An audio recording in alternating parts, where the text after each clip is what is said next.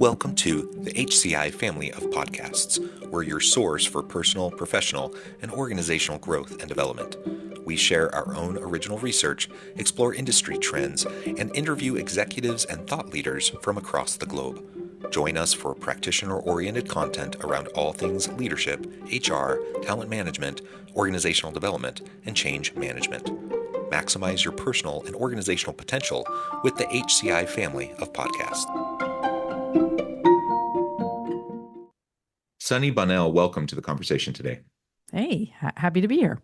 It is a pleasure to be with you. You're joining us from South Carolina. I'm south of Salt Lake City in Utah. And today we're going to be talking about culture and visionary leadership. I love these topics, so I'm super excited to explore this with you. I think we could spend all day discussing these things because it really is the foundation for just about everything we do, both in our personal lives and at work. So as we're trying to just live the good life, as we're trying to, have happy homes and live in healthy relationships, but also as we're trying to be productive people and have good teams at work and be effective leaders, it all comes back to having healthy dynamic cultures and having visionary leadership in our approaches. So this is what we're going to unpack and try to explore together today. As we get started, I wanted to share Sunny's bio with everybody. Sunny Bonnell is a leadership and brand expert and the visionary co-founder and CEO of Motto, a strategic brand transformation agency helping the world's most innovative companies advance into their next era, and the best-selling author of The Rare Breed, a guide to success for the defiant, dangerous, and different. And I'll just say, I love that title of that book, and we probably will talk a little bit about that as we go through the conversation today as well. And there's a whole lot more I could talk about in terms of your background, your bio, but I'm going to pause there. Anything else you would like to highlight by way of your background, personal context before we dive on in? Probably a little bit of context. As I started my company with my co-founder when we were in our early 20s. We dropped out of college to start Motto with $250 and really grew it very grassroots and, rolled up your sleeves and did it the hard way, I guess, suppose. And, really have built something that has allowed us to focus in on something that we're incredibly passionate about, which is working with great iconic minds, the innovators of our time, and really helping them wrestle their vision forward and do that in a way that at the heart of everything that we do has a signature idea that really sits at the heart of the brand and makes it famous. And I think we've become the very best at being able to pull that out through companies and allow them to mobilize teams around it and cultures around it and get everybody really fired up to, launch their innovation or bring their big idea to the world. Yeah, I think that's cool. And I always love hearing the origin stories of businesses and entrepreneurial endeavors. So that in and of itself is fascinating to me. And starting something bootstrapping with $250 in and of itself is just a compelling story. So that's awesome. I've done that kind of thing myself, bootstrapping all sorts of different initiatives and ideas and different business efforts. So more power to you. Awesome. Good work. And now let's dive on in and start with maybe not like textbook or dictionary definitions, but just kind of exploring, what do you mean when you think of culture, when you think of visionary leadership? How do you make sense of those terms? And then we can start to really apply what that means in the world of business in kind of real life terms. Well, I think that you have to look at it as two parts, and they both influence each other in really important ways. First is your culture, the culture that you intentionally build and sometimes unintentionally build. The way that we like to look at it is the culture that you build today is the company that you have tomorrow. And if you're looking for innovation thrives on conflict, not comfort. So, when we're working with teams, it's really the encouragement of the clash of ideas, not necessarily the echo of agreement that you're looking for. And what drives that? Then the question becomes, what drives that type of innovation? What drives that kind of culture? Well, that's the visionary leader. That's somebody that sits at the top of the company usually, and forecast a vision of the future of the world that they hope to build. And their number one job is to get everybody excited about that, understand the mountain that everybody's trying to climb, and what flag are we trying to put on the top of that mountain? What does that mountain even look like? Where are we going? And so when you think of those two dynamics, they're incredibly important because the success of each of those things depend on one another. If you have a strong visionary at the helm, they need to be able to articulate like where are we going and why are we going there? And then the culture needs to be driven by not only people who can achieve that vision and realize that vision, but also who can kind of steady the bottom of the ship, keep the engines running. You need both. And so that's how we like to think of it when we're working with teams, or at least that's our definition of it, that motto. Thank you. You use that word motto, and maybe that comes back, of course, to your company, the name of your company. Tie that back in to the work that you're doing and why you are so passionate about culture and visionary leadership as it relates to that motto. Well, motto is a rally cry. It's a purpose. It's a cause. It's a belief. They've been around since the beginning of time. They're etched over castle doorways. They're still in some of the greatest schools on earth. They were emblazoned on the chests of warriors. They are on the flag of the home. The crest, the home, the whatever you're trying to protect and serve. And so that name in particular was very meaningful to us, because what we wanted to do when we started was we wanted to help encapsulate the purpose and the cause and the belief of the companies that we worked with. We found that was very empowering and exciting. It was more so that we were driven by what our clients believed in. What problem were they trying to solve? What were they fighting for? Perhaps even fighting against. And that really drove the meaning of the company and the word for why we named it motto. My co-founder and co-CEO is an incredible, brilliant triple threat. She's a brilliant namer, and she's the one who came up with that name. And it was only one of like a few names that we had come up with. And it just really resonated with not only what we kind of align ourselves to, but the kind of work we wanted to do for businesses. That has now, that was 2005. We've now transformed into working with some of the biggest brands on earth. We've worked with everybody from the Minnesota Vikings to Microsoft to Google to Hershey's to the NFL. We've worked with, some of the greatest icons of our time. And we've also worked with the folks that are trying to disrupt that and to challenge that and to challenge tradition. And the thing that we've really found is that at the heart of every one of these companies, they were founded on or perhaps created by a visionary who saw an opportunity to change the conversation, to change the dialogue. And that's what we do for businesses now. We find that big war cry that they have within the company, and we help drive it through the culture, and we drive it through the brand and help realize it for them, whether it's a new innovation that they're launching or if they're a new company and they're trying to enter the market. What is the thing that they are trying to say? And how do we create the language around that so that it becomes this kind of short, pithy war cry, battle cry that you can use to not only drive the people that work for you, but drive the people that are going to support and buy from you. And so we really believe that that message is one of the most potent things that you can have within an organization. What have been some of the biggest challenges that you've seen?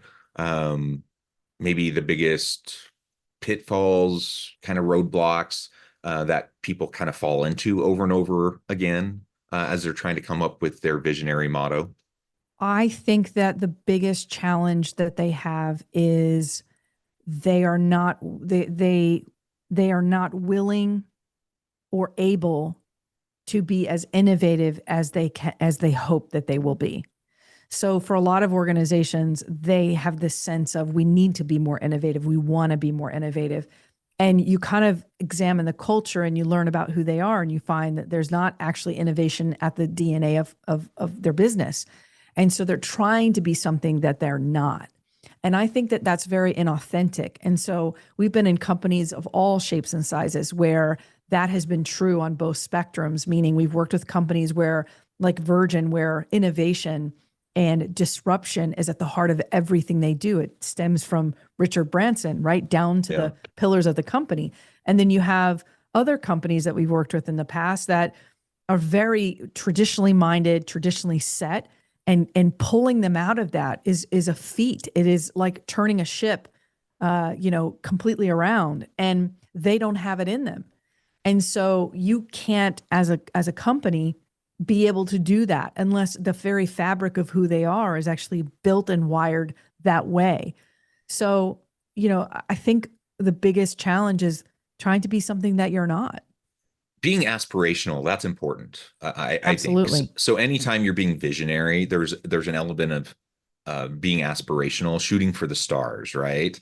Not being stuck in the past and not being stuck, not being limiting in your vision for the future. So there's always that element of challenging yourself, right? But Right. at the same time, it has to be reasonable, and it has to be something that's consistent with your values and with kind of genuinely with who you are, is what I'm hearing you say. And so a lot of times people are reaching for something that is just inconsistent. It's inconsistent with your values. It's inconsistent with what you're actually trying to do. It's not genuine, right? So you're not actually going to be trying to do it, perhaps. That's So right. it's really just PR. It's surface dressing. It's not real, I Yeah, they guess. can't live up to the expectation that they've set. And then you Yeah. have companies that can and do. And there's a significant difference between the two of them. They operate very differently. And we see this because we work with executive leadership teams all the time. I mean, for the past 19 years, we have worked with some of, as I said, some of the brightest minds, the most iconic minds, innovation teams, people who are really on the cutting edge of like whatever they are on the brink of doing. And aspiration is good. You have to paint a picture of the future that you hope to achieve. You have to get people excited about where you're going. But if you fundamentally aren't built that way, it's just a stretch to get you there. All that said, vision without flexibility is delusion. The future, in my opinion, belongs to those that who dream with their eyes wide open. They adapt without hesitation. And at its core, a visionary leader, they have to be an adaptable leader because it's important to be clear. It's important to have compelling vision for where the company is headed, but it's also equally important to make sure that you are agile and flexible in how you get there, because there isn't a path to the moon that's just an easy one. Yeah. It's filled with and fraught with a lot of challenges, a lot of detours and things where you have to be able to navigate those things when you're trying to do anything of significance. And it's also being responsive to things like industry shifting, which is happening around everybody at the moment. Every company is going through incredible industry shifts, and you have to be open to all levels of feedback from the organization. So when you're encouraging a culture where your team can suggest changes and innovations that really align with the goals, leaders have to ensure that they have a psychologically safe organization that is not only open to those ideas, but they can pivot and use those opportunities or challenges as they arise. So it's kind of both. I mean, we see companies that are determined to be innovative and they do innovation in their own small ways. But then you have some companies where, they're taking gigantic leaps. They're doing Yeah. things in ways that are just absolutely mind blowing. And you have to pay attention to the significant differences between them and know ultimately who you're working with and what team you're actually a part of. That's also important down to the employee side. What kind of organization do you want to work for and work with? Do you want to hum along? Do you want to be pushed and prodded and developed in a way where you're stretching your own capacity? That's very that's an individual experience for everybody. Yeah, yeah. And you mentioned the psychological safety piece, and that's one of many elements that I think are part of that culture that you've been talking about. Maybe we can unpack that a little bit more. So psychological safety is vital. Having the aspirational vision, of course, is wonderful. But you have, like you said, you have to have a strategy. You have to have steps to be able to help you get there. And you have to have the culture that's supportive of that strategy and those steps that's going to allow you to achieve, that vision. So the psychological safety is an important component of that culture. What are some other core elements of that culture that are going to help you to achieve that? Well, I think that for a lot of leadership, it goes beyond just making sure that every individual feels safe and valued for their distinct contributions. It involves far more than just listening. It's about actively engaging with your teammates and your team members, their ideas, their perspectives. At Motto, we believe an idea can come from anyone, and we encourage that. We sign off every meeting with "Do big things." That's our war cry. I like that. And we embed it into every bit of our organization, so that people that come to work here, they know that we're going to push them to do big things, that we expect them to do big things. And so leaders have to facilitate, environments where not only are differences celebrated through, recognition and rewarding those unique problem-solving approaches, but we also have to build systems and development plans to enhance each individual's strengths, because every person on your team has a zone of genius. And sometimes we want them to be good at everything. Like, we hire somebody and we're like, oh, they're weak over here. They're not as talented as we want them to be there. It's our job to make sure that we are squeezing every ounce of potential out of that person, and that we're also giving opportunities to shine, to be rewarded, to be seen. Because why would you spend all this time in an organization where you feel like you're a minion and you have no visibility, you have no growth, you have nowhere to go? It is our responsibility. If you ask people to come and build the thing that you need them to build, then you need to find ways to make sure that not only are you really lasering in on who they are, but you're building their leadership skills so that you can grow them. It's ultimately going to make your culture happier. You're going to have people who feel valued, and it's going to lead to more innovative outcomes. Yeah, I like that. And, sometimes when people talk about, squeezing every last ounce of potential and productivity out of somebody, that can come across as exploitative. It can come across as, I don't know, austere or whatever, but that's not what you're talking about at all. You're talking about empowering. You're talking about helping people reach and achieve potential in a way that, is helping them grow and helping them achieve, so that, they're not only excelling in their current job, but they're growing into their next job and achieving in their career. And there's a huge difference in that motive, I think. In both cases, you're as a company and as a leader, you're getting great things out of your employees. And in both cases, the company is achieving great outcomes. But in one case, you're burning through people, you're stepping on people, and you're burning out people. And in the other case, you're empowering people, you're enlivening people, and people are growing and becoming more committed, more loyal, and you're actually going to get more and more. Like, it almost becomes an untapped, a continuous wellspring of more and more. And even when people move on in their career, they move on to new jobs. You have goodwill, you have word of mouth, you can recruit new good people, etc. There's a huge difference, right? Even though in both 100%. cases, you really are, getting tons out of your people. Yeah, but what you're talking about there is not what I'm getting at. I think No, not at all. Yeah, yeah, yeah, I think what you're talking about there is a bit of an abuse of good talent yeah. and power, and just kind of driving your team to the point that they're miserable and are unhappy. That's not the kind of any kind of culture I would advocate. I think what you have to also look at on the flip side, though, is the number one reason that people leave companies is because of a couple of things. One, untapped potential. So I could flip that around and say, but on if you don't squeeze the potential out of the people that you have, you also run the risk of having people feel that there is untapped potential and that you never actually dipped into the full well of who they are. I would argue that that's what you should be focused on. Meaning when I use that word, you're trying to basically ensure that this person is truly fulfilled.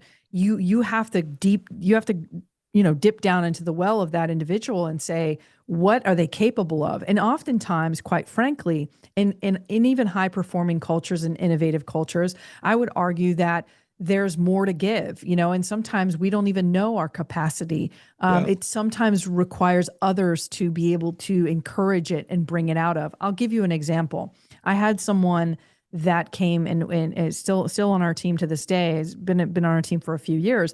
And when she, started working with us, she was quite shy, very quiet, didn't like to do client presentations, didn't want to be in front of the client, didn't feel comfortable. She's got a bit of an accent, and she was, quite frankly, like she had this so much potential, and she was kind of dimming the light ever so slightly, and probably because of nerves.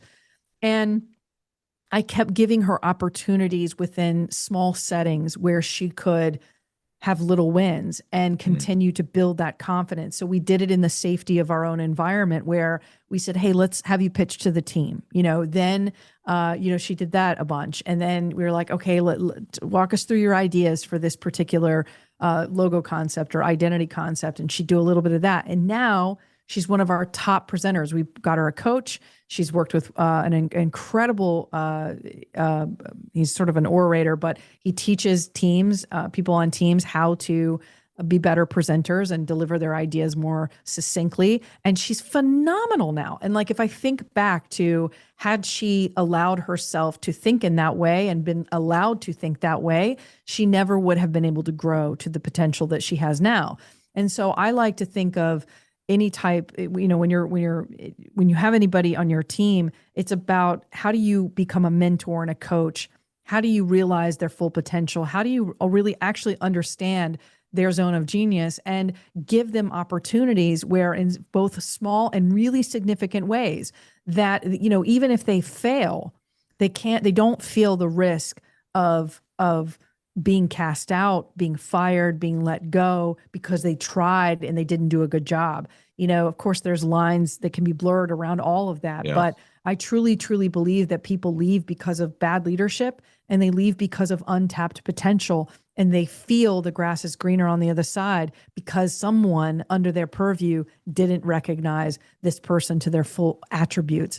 And so I know every leader struggles with this, but I try incredibly hard to know every single person on my team.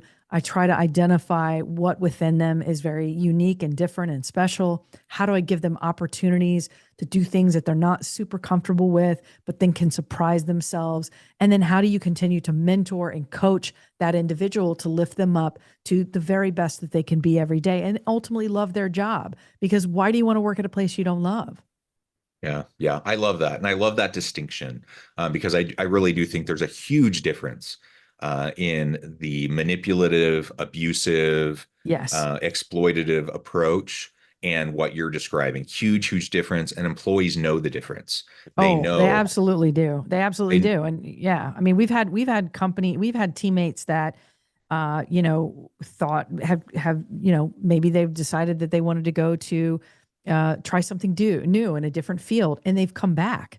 And the reason that they've come back is because they're like, I grew under your you and your and Ashley's leadership.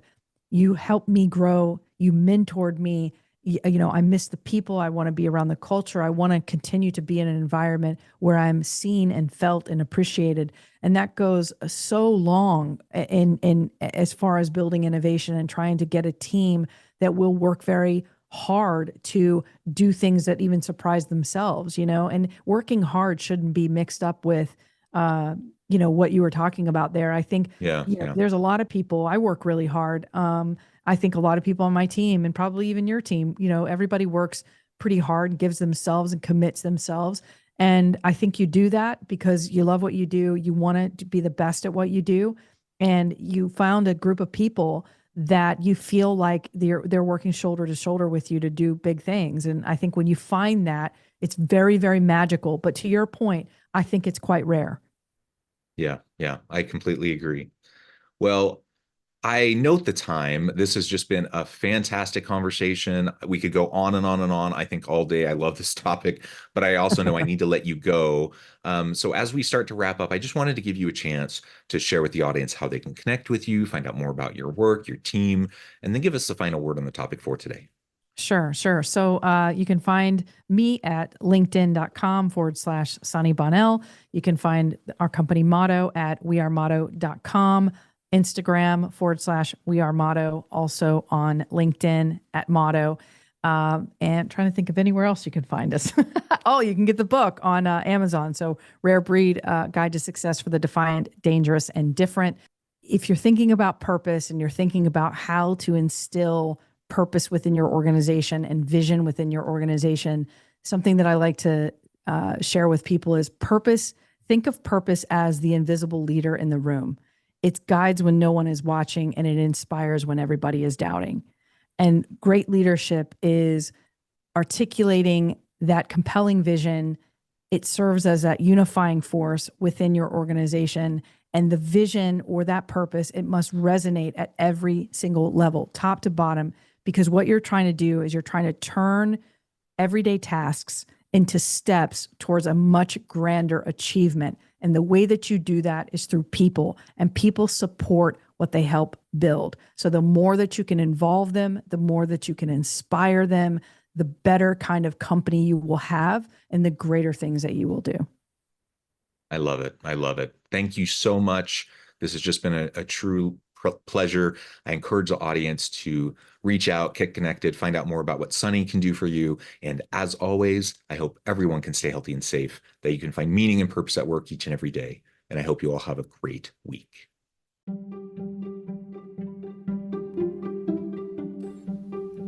Thanks for joining us for this episode of the podcast. We hope you stay healthy and safe, and please join us again soon.